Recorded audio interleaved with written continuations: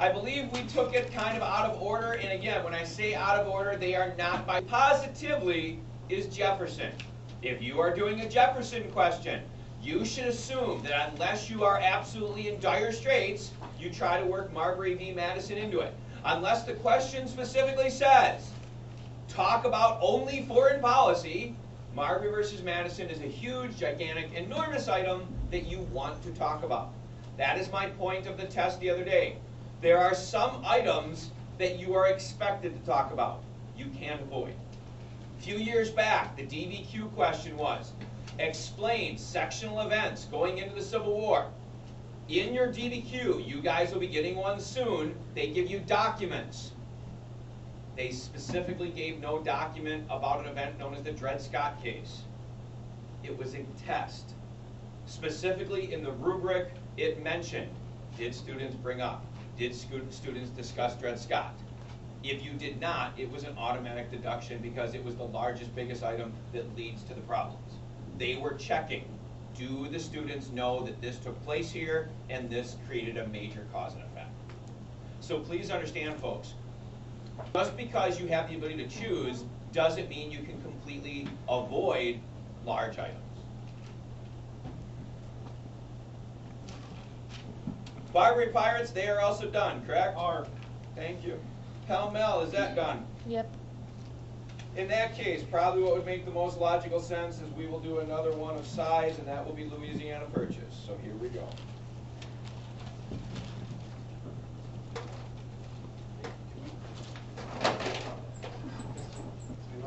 Yes? Did we finish Gibbons versus Open? Ogden. Ogden? If not, we can definitely do that quickly. So let's look at Gibbons out. Make sure. Oh, if I did not say so, folks, on Monday, I will do my best to be clever and creative and see if I can also entice you to have some sort of treats. I don't know if I'll be able to be as elaborate to get pizza. That would be my original idea. But please understand, I'm doing two things. One, A, it'll help you get your points back. Two, some of you need to start understanding why am I screwing up the multiple choice. And three, some of you also need to lighten up, have it at a time, learn. School can be fun. Part of why you guys are having trouble is you're taking everything as my grade.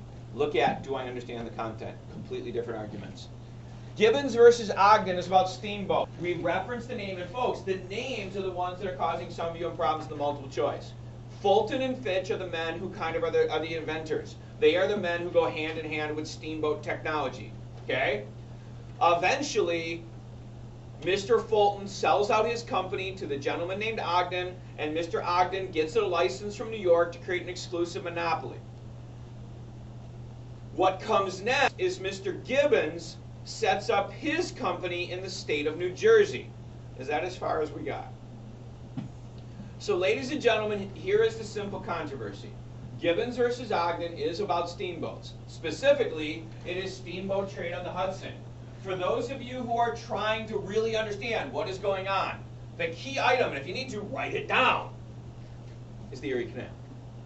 Ladies and gentlemen, the state of New York spent millions of dollars. What is it, $7 million? At this time in history, that is an enormous amount of money. The Erie Canal was nicknamed the Big Ditch. Some people thought it would never work. It's a 363 mile man-made ditch across New York. It connects the Great Lakes to the Hudson River, which then goes down through the Atlantic Ocean. It is the Erie Canal that causes New York to explode. The reason that steamboat is so important is all the trade coming through the Great Lakes now goes down the Hudson River, and it will now be transported by steamboats. And it is now owned by Ogden. Mr. Gibbs, a federal license, kind of like a person trading on the ocean, and what did he argue? Because New Jersey butts up against the Hudson River, why shouldn't New Jersey? Remember way back, remember the Mount Vernon meeting? What were they fighting over? Potomac. The Potomac. It's the exact same argument. What did Mr. Gibbons do? Every morning he would get up in New Jersey, load up his boats, and immediately head where? He'd head up the Hudson River, and he began to go up against Ogden. Of course, Mr. Ogden had a fit. He filed a suit saying, you are violating the law. The law says I have an exclusive contract. Please understand, what Ogden is most protective of is his contract that said, only you can use the river. They go to court. In court, the United States Supreme Court rules. It's basically a support of the Supremacy Clause and interstate commerce. In Gibbons versus Ogden, the United States Supreme Court rules the federal government controls interstate trade. Because the stupid river borders New Jersey and goes into the ocean, it is not New York's river. It is the federal government's river. And therefore, Mr. Ogden's exclusive license was void because it was not a New York license. It required a United States license. That opened up the river for trade, and just so you know, Gibbons eventually becomes Vanderbilt. So like today, one of the longest running, wealthiest families in this country is the Vanderbilts. They started building steamboats. Later in the century, they sell out their steamboats, and then they begin to build railroads. So please understand. In fact, there's a university, right? Vanderbilt College. It was donated by the family. When we get later in this period, we are going to see that there is very, very rich people and everybody else. The Vanderbilts will be the very, very rich. Again, what is more important than the name Vanderbilt, even though that's a name you should recognize? What would I connect it to? Steamboats and trains, steamboats and trains. I think one of the things some of you are having trouble with is those little things. Ladies and gentlemen, those little things are what are required to be a B or an A student. They are not optional. If you don't know the little things, then you're basically saying C is good enough. That's just the way it is. Why did they give Ogden a monopoly? State of New York? Because it was one of those situations that most likely Mr. Ogden paid a price. Maybe Mr. Ogden was the first one who built it. And let's be honest, if you're Mr. Ogden, maybe he had friends or connections in the New York legislature. Anytime you have a monopoly, I mean, but think about it. We have monopolies kind of in this local area because you're small towns and you simply have like the Elkhorn Chamber of Commerce who doesn't let other businesses come in, right? I mean, it's very similar. A monopoly is kind of like, it depends on the size of where you're going. In this particular case, the main issue is you do see defense of the Supremacy Clause because you have a federal and state law fighting, right? And then the other issue is regulation of interstate commerce. That is the main point. Gibbons-Ogden is the federal government controls interstate commerce. Yes, sir, I'm sorry. Okay. So, kind of a little bit lost here. So, Ogden had the state, like the New York license, right? For the Hudson River. Then he started using the Erie Canal. But Gibbons had the federal license? And just so you know, Mr. Gibbons does not get a monopoly, correct? Mr. Gibbons simply was told that anyone with a federal license, which of course Mr. Ogden also probably had, could trade on the river. The main thing Gibbons-Ogden does is, for this case, is it wipes out the river monopoly. For the bigger sense, it basically says, because it will come later in our class, anytime transportation goes across the state, the federal government controls it. Because as we get to the railroads, that is going to become a major issue. If we are dealing with Lauderdale Lake, who controls that?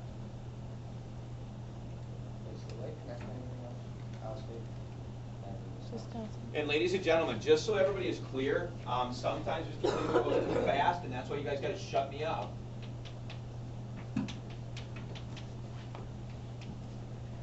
What we just defined, folks, is the difference between interstate, that's when the federal government controls. Interstate is when multiple states connect, like think of interstate highways. Intrastate is something exclusive in a state. Please be aware, under the 10th Amendment, if there is something that is just within a state, then the state generally regulates it. That can get tricky because, for example, what if you're a farmer in Wisconsin? Yes, Wisconsin has regulation, but if you're a farmer in Wisconsin, where do you generally sell your products? You sell it out of the state. You might sell it across state lines, and as soon as you begin to sell it across state lines, that enters into that. Does that make sense with everybody? Real quick, let's go back and just make sure. Folks, what I'm about to give you is the absolute guaranteed, if you want a C, what you have to know. The story of the case, the names involved, maybe dates, that's for those of you who want to start moving up. With each case, the absolute most critical is what is the importance of each case. Marbury Madison, hand, what is it? Ladies and gentlemen, and if you have to, if you don't, in big letters, highlighted, that's what has to pop. Margaret Madison is judicial review, period. Fletcher Peck. Yazoo is more of the story. That's not the legal issue. It is sanctity of a contract. Remember, that is the one where you can't void a contract. What about McCulloch, Maryland? McCulloch, Maryland. Yes, Aria. Bank is legal? Or Ladies and gentlemen, McCulloch, Maryland. And folks, what am I telling you right now? This is the item that should pop, stick. This is the part that's highlighted. Everybody has to know it. Don't care. McCulloch, Maryland is the bank. And then the last case, I think we've already said, what would be the big item in Gibbons-Ogden? Interstate trade, interstate commerce. Folks, the big item is the part that is critical. If you have a question, that part's not optional. That part is not maybe I'm going to talk about. That has to be talked about. The story, the detail, that is kind of what begins to differentiate people and show you really understand the situation. The big item is the part that you have to know really for the rest of the year. We are now dealing with this. If you go back in our class, I'm going to just summarize. This, think about the city of New Orleans. The city of New Orleans has the French Quarter. This was originally French, right? But at the French and Indian War, remember when all of this was given in the Peace of Paris, the French did not want England to become too big, too powerful. The French this to Spain. So as our unit begins, this is Spanish. Remember Pinckney's treaty, the crappy one? Florida actually connects all the way across. So the Spanish own all this, and in fact, they own all that. At this time in history, the Spanish have a huge amount of land. What's the problem? But what's the problem with Spanish territory? There's no trade. What? It's landlocked. I don't know if California is. But what is the problem? Why is Spain not becoming a thriving metropolis? it's all wilderness frontier. But for so trade. was Virginia, so was Carolina. Ladies and gentlemen, what you need to understand is look at the map. They own California. They own Florida. They own Texas. If you look at the United States, 3 of our most valuable, wealthy states, not to mention all of Mexico, and let's not even go to the fact that this state is filled with gold. No one knows it yet. The problem is the Spanish have been in a decline. The Spanish as a nation are not as strong. The Spanish are floundering, literally a huge opportunity. Because remember, if you go back to the beginning of the year, the Spanish never supported settlement, they supported conversion. So they basically believed that all of the Indian inhabitants, all the people would basically become Spanish, and it would kind of be like a relationship to their government. That just doesn't happen. Next item you might want to remind yourself, in 1801, Thomas Jefferson becomes president. So there, we got a second item. Next item in 1801. Ladies and gentlemen, in 1801, there's a treaty. It's a secret treaty. It's an unended treaty that no one knows about. The treaty is called the Treaty of San Ildefonso. The Treaty of San Ildefonso, I-L-D-E-F-O-N-S-O. It's all under the Louisiana Purchase.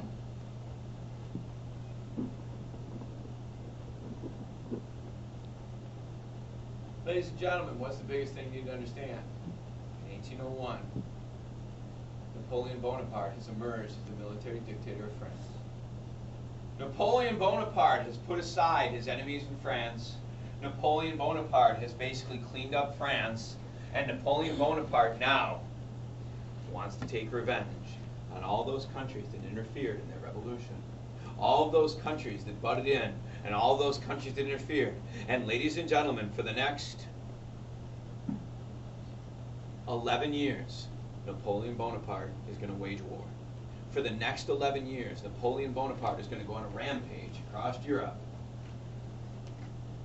And what is one of the very first items? Napoleon began to threaten, began to push on Spain. One of the first examples of Napoleon's growing emphasis or empire is in this Treaty of San Ildefonso. Spain gives France Louisiana back. As we say this, ladies and gentlemen, why do I care? Because as Thomas Jefferson becomes the President of the United States, our next door longer, the old cranky man who has great war stories, but uses a walking chair. Ladies and gentlemen, Spain, even for the United States, was not an imminent threat. They did not have a large army anymore. They no longer were beginning to take imperial expansion. Our next door neighbor is now a young nation with wealth, power, and a huge chip on their shoulder. So please understand, as Thomas Jefferson becomes president, as this information begins to become public, that is the problem. We have to decide several things. And for those of you who want to be really intelligent, you can go to, or for those of you who want to be lazy, you go to the next item. For those of you who want to be intelligent, what's the big question? What am I asking?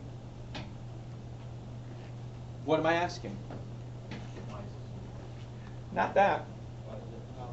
Why? Your questions are good, but I want to be more specific. Why? Why did they give back Louisiana? Let's not follow skip why they gave it back. What would be the other part of that? Why do they want it? Why does he want it? Ladies and gentlemen, in 1801, the question that first faces us is, why does France want it? Was it simply a cheap piece of land? Was it a part of a global acquisition of the New World? Is France planning on colonization? Is France planning fur trade?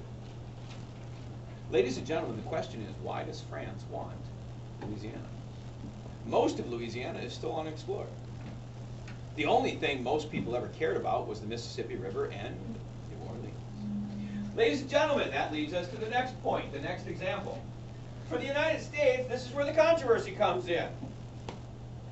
At this point, if you haven't already put him in your notes, you can either write Secretary of the Treasury, or you can write Galatian. We've already talked about him once, so if you remember his name, that's wonderful. If you don't remember his name, you can write the name Albert Galatian. Treasurer. Yep. Remember, we also talked about him with balancing the budget and all that kind of stuff. Galatian. Folks, here's the problem. Folks, this is the big thing you need to look at. Thomas Jefferson is the new president. We slowly begin to hear rumors Louisiana has been taken over by the French. Just like Alexander Hamilton, remember your test you just took. Report on public credit, report on the National Bank, report on manufacturing, report. Galatian is going to do similar things. He is going to try to gather information to look at the economics of the United States. And ladies and gentlemen, Albert Galatian's reports indicate that within 10 years, 1/5 of all American trade, 1/5, this would literally put it in the top 5 trade centers in the United States, was predicted to be New Orleans. And who can tell me what is the problem here? We don't have it.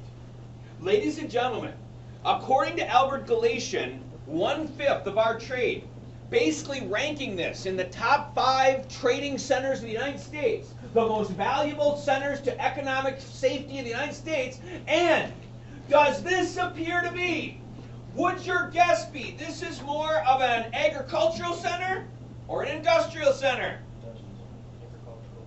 Why would you say agricultural, Mr. Steinfest? It's in the south. It's in the south, and it's also along the river. It is primarily going to be the exporting of farm products. Why would that matter? Because your president is Thomas Jefferson. We do not want to piss off our farmers. So, ladies and gentlemen, the very simple point you need to be able to address when we start this is New Orleans, not Louisiana, is what we care about. We want New Orleans. The rest of it, we have no clue what it even is. So ladies and gentlemen, with that in mind, Thomas Jefferson is going to send or give instructions to a gentleman named Robert Livingston. Robert Livingston is the United States minister to France. Robert Livingston is going to be given a very simple instruction. Robert Livingston is told to find out if the French will, A, sell it. That would be the best. Could we buy it? Maybe the French don't want it. Maybe it was one of those things that, the French got it because the Spanish, or would the French sell it? 2, if they won't sell it, negotiate a treaty. Bless you. I hinted at this once before, and I'll bet you the majority of you missed it. Why are we going to need a treaty? But why do we need a treaty? Aria. Our previous treaty was with Spain. Piccaninny's treaty is now void because it was with Spain. Ladies and gentlemen, at this moment, the United States has no right to New Orleans and maybe the Mississippi River. Because remember, in Piccaninny's treaty, we conceded that the river was whose? Spain. So ladies and gentlemen, that is the first item. Generally speaking, the French decline. The French show no interest. Robert Livingston is basically met with a brick wall. We attempt to find out, and we really don't find anything. Item number 2.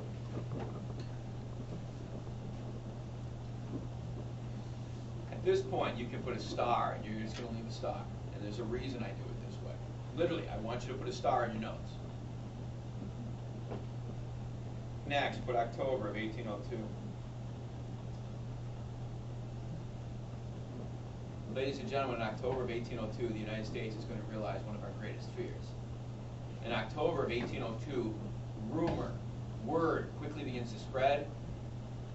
The right of deposit was revoked in New Orleans. For those of you got 2 options here. 1, you can write it down. Or 2, you can ask, what? Why? What is it? Ladies and gentlemen, the United States today, if any of you have ever heard of Mark Twain, the way we use the Mississippi River is we often use barges and rafts. We basically float them down the river. They get to the bottom. We then unload the crap in New Orleans, and then steamboats pull them back up the river. The stuff in New Orleans waits for ocean ships to come and pick it up. The right of deposit is the right for Americans to bring our cargo to New Orleans, drop our cargo in the city, wait for ships to pick it up. That was rejected. Basically, we are being told you cannot use New Orleans. Deposit. Literally, it's kind of like, when there's, the money deposit on bottles, right? We would deposit goods and wait for it to be picked up. Now, let's see how clever my class is. As that rumor spreads, what do we need to know? What is the question? You are the president. What is your issue? What do you need to know? And you guys are all dumbfounded. Yes, sir, thank you. How is this going to affect bond trade? So one question could be, how bad is this? How important is this? Remember, to some degree, we could look at Galatians' report. What else do we need to know? Why are they cutting his hair? Why? I would argue there's something else you better find out. How will people react? Okay? Do we tell the people? How are they going to react? What are people going to think? And we're still missing something.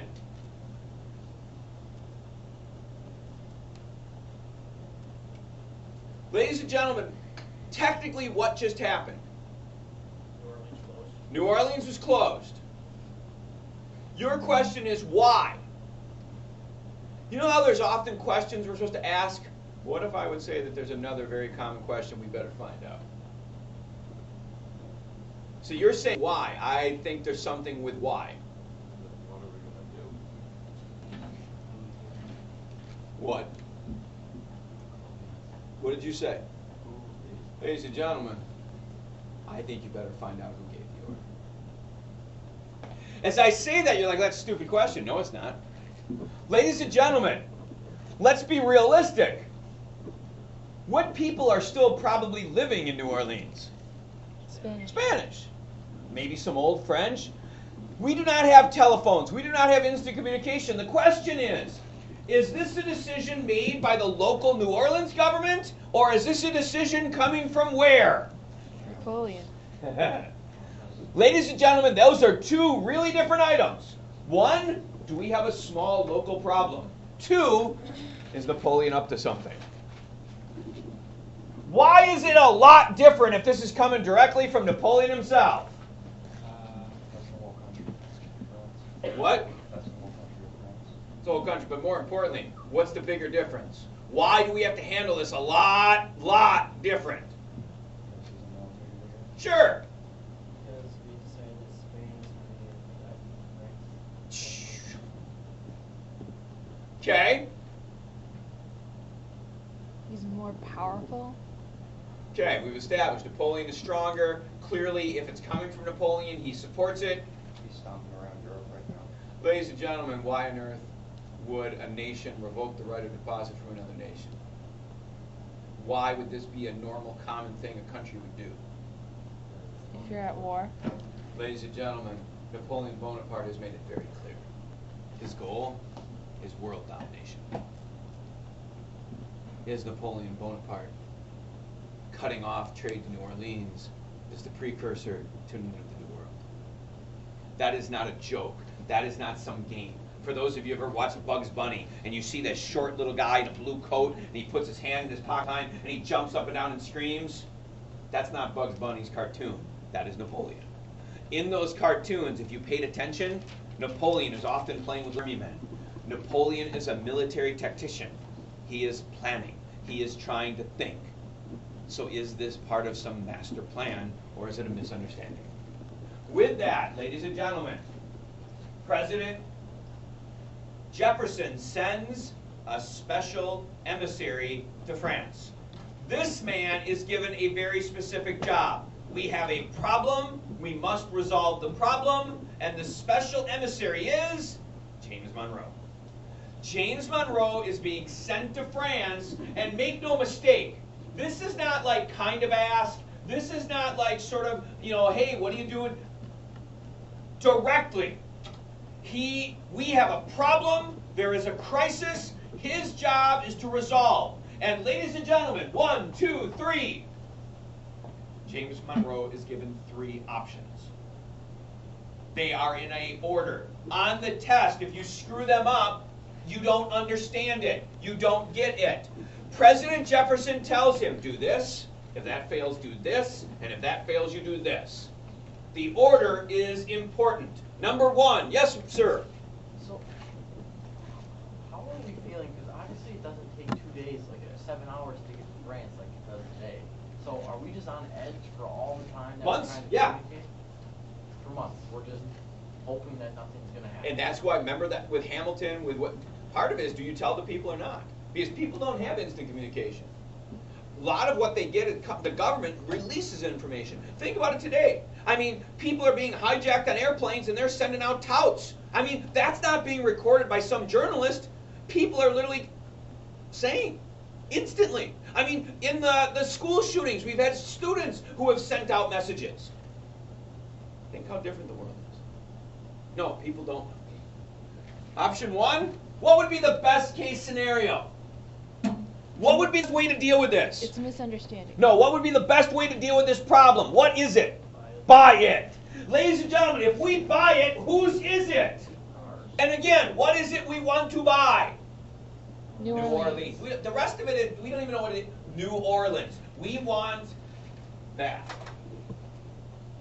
2, if they won't sell it, negotiate a treaty. Just like Pinckney's treaty. And again, what is the key item? Usage of the city of New Orleans, access to the river. So number 2 would be work out a deal where the French acknowledge America has right to the city and to the river. And ladies and gentlemen, number 3 is where you need to start sort of paying attention. As I watched the test the other day, one of the dangers is, and I think that's the problem today with Republicans and Democrats, is we write something in the stand that says, I will not do this. And they believe that it's true. We have said over and over and over, Thomas Jefferson's loyalty was to what nation? Option 3, James Monroe was told, if the French will not sell, if the French will not negotiate, James Monroe was supposed to go to England and work on a military alliance with the English. We would join the war against Napoleon. America must have access to New Orleans. Ladies and gentlemen, Thomas Jefferson is beginning to identify, as the United States, we must look out for the United States first.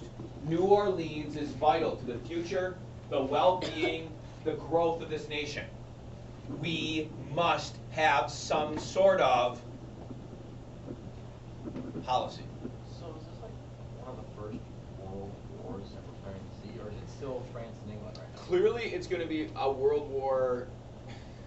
You don't see, it's really a European war. It's a huge European war. America, the New World gets involved a little bit. We're going to talk about that in a second. Asia, again, it's more of disruption of trade. Clearly, the problem from a European view is they believe that Europe is the world. Right. That's a problem. At this point, please put the star again. Folks, I don't know how to tell you this so it makes sense.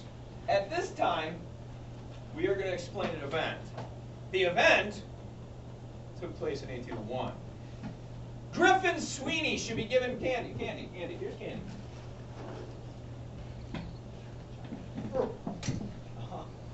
Ladies and gentlemen, in all honesty, Griffin asked a question that I'm about to get to. I don't think he knew it. The question was, do people know things? Ladies and gentlemen, in 1801, something happened. Huge, monumental, important. Nobody knows about it. The events that we've talked about in class take place. And then all of a sudden, this event is exposed. Ladies and gentlemen, in 1801, we have an event known as Louverture's Uprising, or Toussaint Louverture. How do you spell that?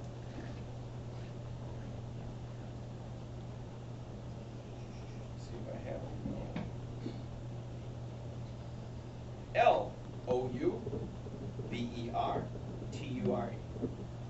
Louverture. Louverture. Touverture.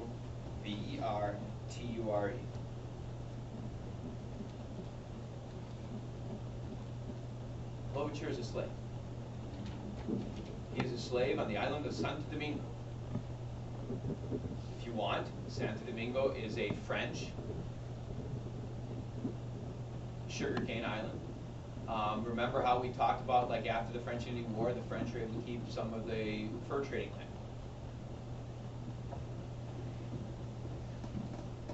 Ladies and gentlemen, the island of Santo Domingo, for our purposes, has two items. Number one, it represents mercantilism and sugar. It is a sugar trading island. The reason there are slaves there is they're supposed to raise, grow, and produce sugarcane.